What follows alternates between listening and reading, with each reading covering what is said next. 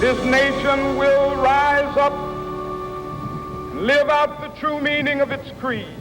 When you think of Martin Luther King Jr.'s formative years, you may think of Atlanta, Georgia, where he grew up and attended Morehouse College. You may think of Montgomery, Alabama, where he got his first pastor job and led the bus boycott. But who would ever think of Simsbury, Connecticut?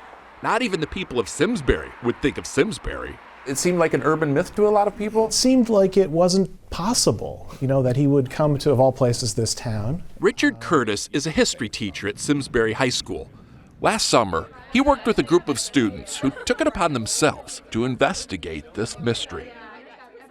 The legend was that young Martin Luther King Jr. spent several months here working in the tobacco fields. He would have been part of a group of Morehouse students who used to spend their summers in this Connecticut valley to earn money for school. That part was common knowledge. But King? There is proof that he was here. And I think it's one of the most amazing pieces of our town's history. Here. Nicole Byer and John Conard Malley led the research project, which included going through books and old articles and gathering oral history from people like 105-year-old Bernice Martin, who says King went to her church in Simsbury. Now, how do you remember that? Because he had a good voice. Because he had a good voice? Yeah, he sang in the choir, yes. They put their findings in a video. It tells the story of King's 2 summers in Simsbury, at the age of 15 and again at 18, when he lived here in the dorms provided by the tobacco company. But this is much more than just a Washington slept here kind of story.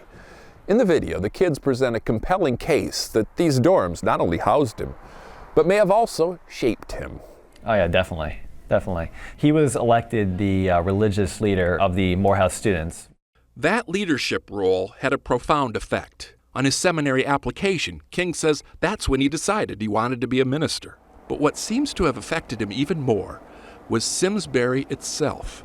In the video, the students read letters he wrote home about the church. Negroes and whites go to the same church. He wrote about the restaurants. I never thought that a person of my race could eat anywhere. And most telling, he wrote about going home. It was a bitter feeling going back to segregation.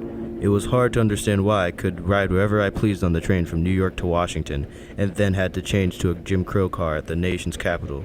When he came to the North, I think he finally realized that, hey, there is a place where, they could sit anywhere they wanted in church. This is the way it's supposed to be. Yeah. I've seen the promised land. King had a vision for what America could be.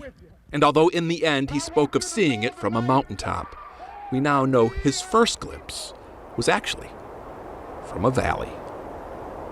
Steve Hartman, CBS News, Simsbury, Connecticut.